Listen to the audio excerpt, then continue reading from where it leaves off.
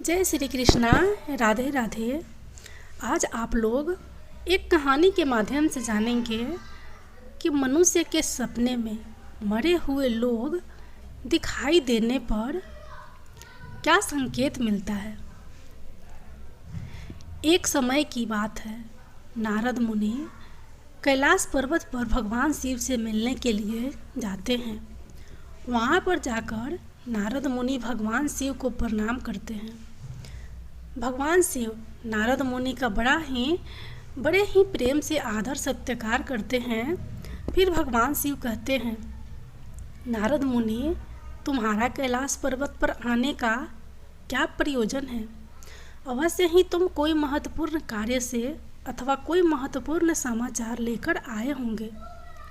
तब नारद मुनि कहते हैं, हे देवों के देव महादेव, आप तीनों लोकों में सबसे बड़े हैं। आपसे कोई भी बात छिपी नहीं हुई है। आपको समस्त चराचरों के भूत और भविष्य का भी ज्ञान है। इसलिए मैं आपके पास एक महत्वपूर्ण प्रश्न लेकर आया हूँ। इसलिए आपसे मेरी विनती है, आप मेरे प्रश्न का समाधान करने की कृपा कीजिए। फिर भगवान शिव कहते हैं, मुनिवर, तुम सत्य कहते हो। हम तीनों लोकों में निवास करने वाले सभी प्राणियों के बारे में जानते हैं। आखिर तुम्हारा प्रश्न क्या है? तुम मुझसे क्या जानना चाहते हो, जरा बताओ। तब नारद मुनि कहते हैं, हे भोलेनाथ, मैं मृत्यु लोक में भ्रमण करने के लिए गया था और वहाँ भ्रमण करके आ रहा हूँ। वहाँ पर मैंने भूत प्रेत और पिशाच आदि प्रकार की कई विचित्र चीज़ें देखी है जो मन में निवास करती है। और इसके साथ ही मैंने देखा कि सभी दृष्ट शक्तियाँ मनुष्यों को परेशान करती रहती है, उन्हें हमेशा दुख देती है। इसका क्या कारण है और ये सभी बुरी शक्तियाँ मनुष्यों को क्यों परेशान करती है। तथा मेरे मन में एक अन्य प्रश्न और उठ रहा है कि मनुष्य कई बार सपने में अपने पूर्वजों को देखता है, तो इसका क्या अर्थ होता है। सपने में मरे हुए लोग दिखाई देने का क्या मतलब है। इससे मनुष्य को कौन से संकेत मिलते हैं। हे भोलेनाथ, मैं समस्त मनुष्य जाति के कल्याण के लिए इन प्रश्नों के उत्तर जानने के लिए ही आपके पास आया हूँ। नारद मुनि के प्रश्न सुनकर भगवान शिव कहते हैं, हे मुनिवर, तुमने समस्त मानव जाति के कल्याण के लिए उचित ही प्रश्न किए हैं। मैं तुम्हें तुम्हारे इन प्रश्नों के उत्तर अवश्य दूंगा, परंतु उससे पहले मैं तुम्हें एक पवित्र कथा सुनाता हूँ। इस कथा में तुम्हें तुम्हारे इन प्रश्नों के उत्तर मिल जाएंगे।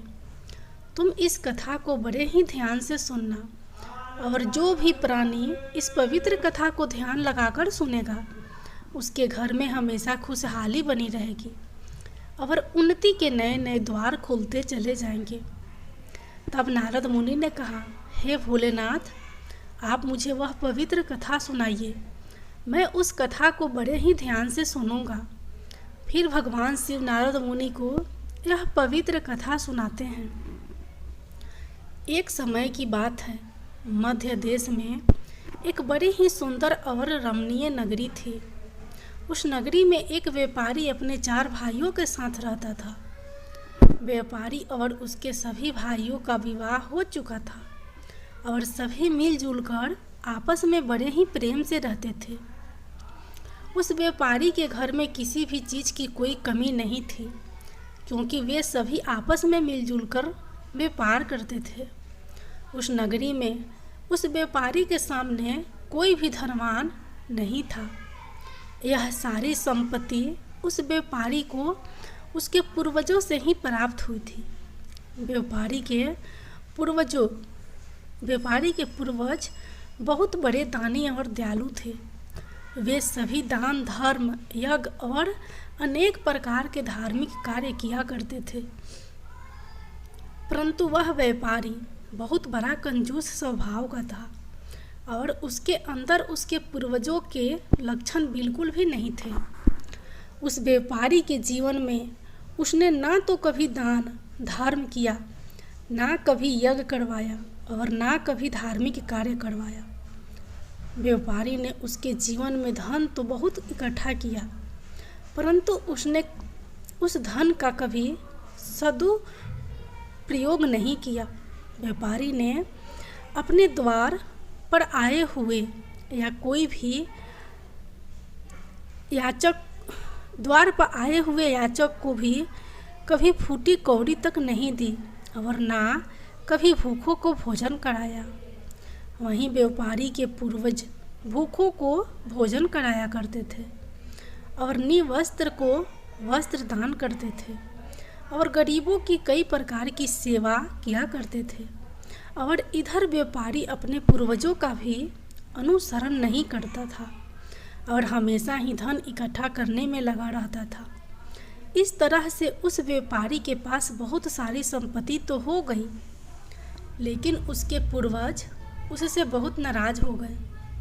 व्यापारी के पूर्वजों को अपने लड़के का व्यवहार ठीक नहीं लगा और वे पितृलोक में दुखी रहने लगे। धन कमाने के लालच में व्यापारी इतना अंधा हो गया कि वह अपने पूर्वजों को भी भूल गया और उसने धीरे धीरे अपने पूर्वजों का श्राद्ध तथा तर्पण आदि कार्य करना भी बंद कर दिया, जिस कारण उसके पूर्वजों की आत्मा की तृप्ति नहीं होती थी और वे अपने लड़के के इस व्यवहार के कारण अत्यंत दुखी रहने लगे। फिर एक दिन व्यापारी के पूर्वज पितृलोक में बैठे आपस में बातचीत करते हैं और व्यापारी से मिलने के लिए सोचते हैं।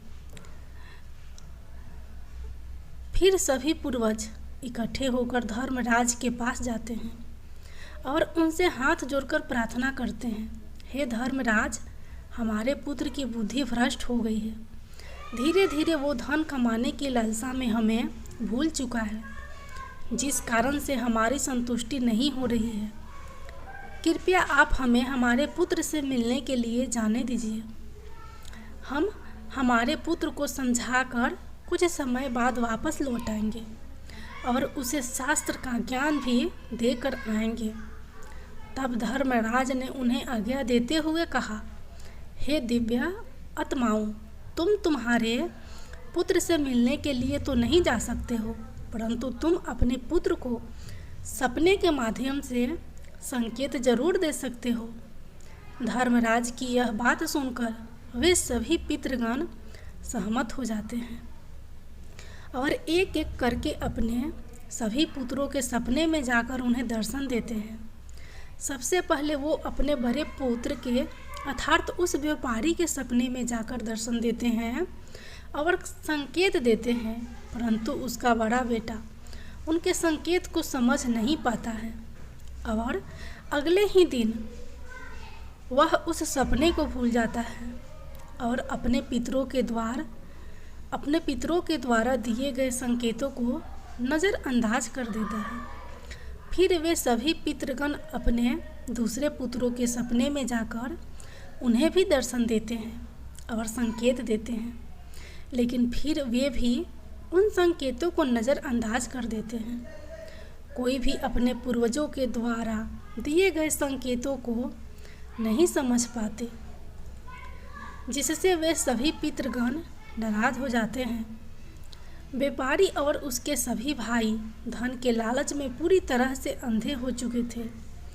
वे सभी अपने पूर्वजों द्वारा दिए गए संकेतों को नहीं समझ सके।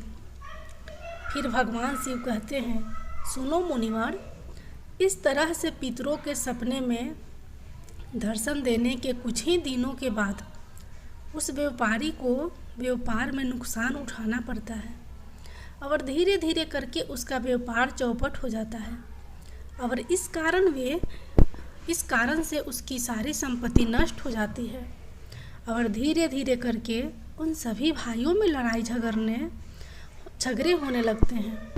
अपने पूर्वजों द्वारा जमा की हुई सारी जमीन जायदाद, यहाँ तक कि अपने घरों को भी बेच डालते हैं और पूरी तरह से वे सभी बर्बाद हो जाते हैं और सभी भाई अलग अलग हो जाते हैं और अपना अपना पालन पोषण करने में लग जाते हैं।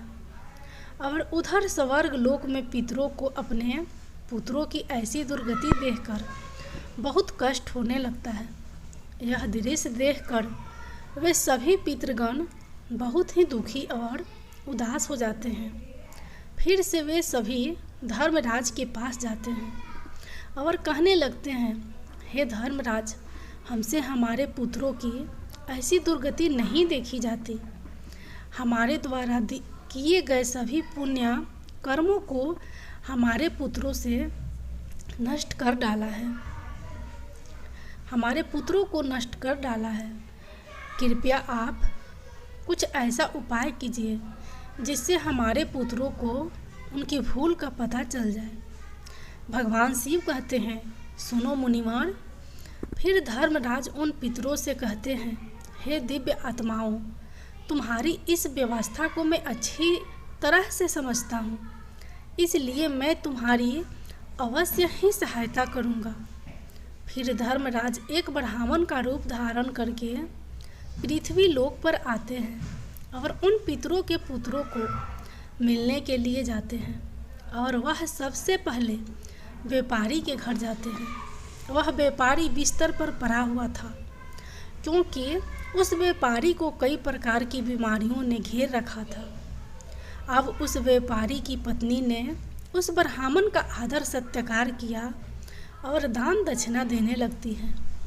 तो वह ब्राह्मण कहता है, बेटी, तुम्हारे घर में पितृ दोष है, इस कारण से तुम्हारे पति की यह दशा हुई है। तुम्हारे पति के कर्मों के कारण तुम्हारे पूर्वज नाराज हो गए हैं। उस ब्राह्मण देवता की बात सुनकर उस व्यापारी ने कहा, हे ब्राह्मण देवता, मैंने ऐसा कौन सा पाप किया है जो मेरा सब कुछ बर्बाद हो गया है और मेरे भाई भी मुझे छोड़कर चले गए और मुझे अनेक बीमारियों ने घेर लिया। तब उस ब्राह्मण देवता ने कहा, पुत्र, तुमने अपने पूर्वजों को नाराज किया है। तुम्हारे पूर्वजों ने जो संपत्ति और पुण्य अर्जित किया था उसे तुमने और तुम्हारे भाइयों ने मिलकर नष्ट कर दिया है, जिस कारण से तुम्हारी और तुम्हारे भाइयों की ऐसी दुर्दशा हुई है। तुम्हारे पूर्वजों ने तुम्हें और तुम्हारे भाइयों के सपने में आकर कई महत्वपूर्ण संकेत दिए हैं, परंतु तुमने उन संकेतों को नज़रअंदाज कर दिया है, अपने पूर्वजों को अपमानित किया है। यही कारण है कि तुम्हारा सारा धन और वैभव नष्ट हो चुका है। इस प्रकार उस ब्राह्मण देवता के बताने पर उस व्यापारी को सब कुछ पता चल जाता है और उसे याद आता है कि उसको भी सपने में उसके पूर्वजों ने दर्शन दिए हैं। वह व्यापारी उस ब्राह्मण से कहता है, हे ब्राह्मण देवता, आप सत्य कह रहे हैं। हमारे पूर्वजों ने हमें सपने में दर्शन अवश्य दिए थे, किंतु हम उनके द्वारा दिए गए संकेतों को समझ नहीं पाए। आप कृपया करके मुझे सपने में पूर्वजों को देखने पर क्या संकेत मिलते हैं, इस बारे में बताने का कष्ट करें। भगवान शिव कहते हैं, सुनो मुनिवर। इस प्रकार फिर वो ब्राह्मण देवता कहता है, हे पुत्र, अब तुम ध्यान से सुनो। मैं तुम्हें सपने में पूर्वज दिखाई देने पर मिलने वाले संकेतों के बारे में बताता हूँ। धर्मराज कहते हैं, पुत्र, यदि पितरों का उद्धार नहीं होता है तो वे प्रेत योनि में ही मृत्यु लोक में भटकते रहते हैं और वे भूख प्यास से व्याकुल होकर अपने परिवारजनों के घर में प्रवेश करते हैं। यदि सपने में हाथी, घोड़ा, बैल अथवा मनुष्य का विकृत रूप दिखाई दे तो समझ जाना चाहिए कि पितृगण अपने पुत्रों के व्यवहार से अत्यंत दुखी है। जो मनुष्य पशु पक्षियों को अन्न का दान नहीं करता है उसके पितृ अत्यंत दुखी होते हैं और पशुओं का रूप धारण करके सपने में दर्शन देते हैं। यदि मनुष्य को कोई ऐसा सपना आता है जिसमें कोई पशु अथवा जानवर मनुष्य की वाणी में बोलता हुआ दिखाई दे, जैसे कुत्ता, बिल्ली, भैंस आदि मनुष्य की तरह बातें करते हुए दिखाई पड़े, तो इसका अर्थ होता है कि मनुष्य के पितृ उससे अत्यंत रुष्ट है। ऐसे मनुष्य को भविष्य में भयंकर अपमान का सामना करना पड़ सकता है। ऐसे मनुष्य के जीवन में दुख और क्लेश होता है। उसके भाई बंधु पशुओं की भांति आपस में ही युद्ध करने लगते हैं। धर्मराज कुछ मांगते हुए दिखाई देते हैं तो उस सपने को मनुष्य को कभी भी नज़र अंदाज नहीं करना चाहिए। इस सपने का अर्थ यह होता है कि उस मनुष्य के पूर्वज असंतुष्ट है और उनकी पितृलोक में तृप्ति नहीं हो रही है। जिस मनुष्य को सपने में उसके मृत पूर्वज कुछ मांगते हुए दिखाई पड़ते हैं तो उस मनुष्य का सारा अन्न भंडार धीरे धीरे करके समाप्त हो जाता है और वह दरिद्रता में पड़ जाता है। तभी उसकी हालत एक भिखारी के समान हो जाती है। इसलिए उस मनुष्य को चाहिए कि तुरंत ही अन्न का दान करना चाहिए, जिससे उसके मित्र पूर्वज संतुष्ट हो सके।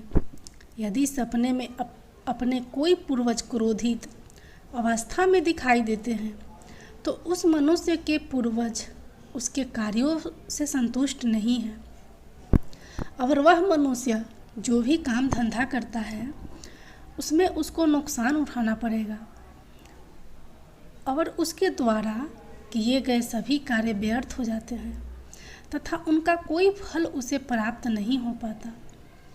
यदि सपने में पूर्वज दिखाई पड़ते हैं और अचानक से अदृश्य हो जाते हैं तो आने वाले समय में उस मनुष्य पर कोई बड़ा संकट आने वाला है, ऐसा समझना चाहिए। यदि सपने में कोई मनुष्य अपने मृत परिजनों को रोता हुआ देखता है तो उसके पूर्वज उसे यह संकेत दे रहे हैं कि उसे भविष्य में नुकसान उठाना पड़ेगा और उसका सारा धन वैभव नष्ट हो जाएगा और उसे भयंकर दरिद्रता का सामना करना पड़ेगा। आने वाले संकट की घड़ी को देखकर पूर्वज सपने में रोते हुए दिखाई पड़ते हैं। यदि सपने में पूर्वज गंदे और मैले वस्त्र पहने हुए दिखाई देते हैं तो निश्चित ही उस मनुष्य का सारा धन नष्ट हो जाता है और वह धनहीन हो जाएगा। तब वह ब्राह्मण देवता कहता है, हे पुत्र, यदि तुम्हें भी इस प्रकार के सपने दिखाई पड़े हैं तो तुम्हें अपने पूर्वजों को प्रसन्न करने के लिए दान, धर्म, श्राद्ध आदि कर्म करने चाहिए, जिससे तुम्हारे सभी कष्ट दूर होंगे। उस ब्राह्मण की बात सुनकर उस व्यापारी को अपनी गलती का एहसास हो जाता है और वह तुरंत ही अपने भाइयों के पास जाता है और उन्हें ब्राह्मण देवता के द्वारा बताई गई बात बता देता है। फिर सभी भाइयों को समझ में आ जाता है कि उनके पूर्वज उन्हें सपने में आकर संकेत दे रहे थे। फिर वे सभी भाई मिलकर नदी के तट पर जाते हैं और अपने पूर्वजों के लिए श्राद्ध, तर्पण, दान, दक्षिणा आदि कार्य करते हैं और अपने पितरों को संतुष्ट करते हैं। फिर एक दिन उनके पूर्वज उनके सपने में आकर उन्हें दर्शन देते हैं और उन्हें नाना प्रकार के संकेत देते हैं। भगवान शिव कहते हैं, हे मुनिवर, जब मनुष्य को पूर्वज संतुष्ट हो जाते हैं तब मनुष्य को अनेक प्रकार के संकेत प्राप्त होते हैं। यदि सपने में मृत परिजन अपने या अपने परिवार वाले के सिर पर हाथ फेरते दिखाई देते हैं तो इस सपने का अर्थ यह है कि उसके पूर्वज बहुत ही प्रसन्न हैं और पूर्वज ये संकेत दे रहे हैं कि उस मनुष्य के जीवन में बहुत ही अच्छा समय आने वाला है। यदि पूर्वज मनुष्य की ओर हाथ बढ़ाते हुए दिखाई देते हैं तो पूर्वज यह संकेत दे रहे हैं कि मनुष्य जो भी काम कर रहा है उसे उस कार्य में सफलता जरूर मिलेगी। यदि सपने में पूर्वज स्वस्थ दिखाई देते हैं और उनके मुख पर तेज दिखाई देता है और उनके वस्त्र चमकीले और सफ़ेद रंग के होते हैं तो उन पितरों को मुक्ति मिल चुकी है, ऐसा समझना चाहिए। अगर सपने में पूर्वज दूर आकाश में बादलों में बैठे हुए दिखाई देते हैं तो यह शुभ संकेत है। मनुष्य के पूर्वज अत्यंत प्रसन्न हैं और उसे आशीर्वाद दे रहे हैं। इस प्रकार से उन सभी भाइयों को पूर्वजों के द्वारा शुभ संकेत प्राप्त होते हैं और उनका खोया हुआ सारा धन संपत्ति उन्हें धीरे धीरे वापस मिल जाती है और सभी भाई मिलजुल कर एक साथ रहने लगते हैं और सुखपूर्वक अपना जीवन व्यतीत करते हैं। भगवान शिव कहते हैं, हे मुनिवर, जिस घर के पूर्वज खुश रहते हैं उस घर के सुख संपत्ति और खुशहाल जीवन बीतती है और जिस घर के पूर्वज दुखी रहते हैं तो वो कई कठिनाइयों से घिरे रहते हैं। जय भोलेनाथ।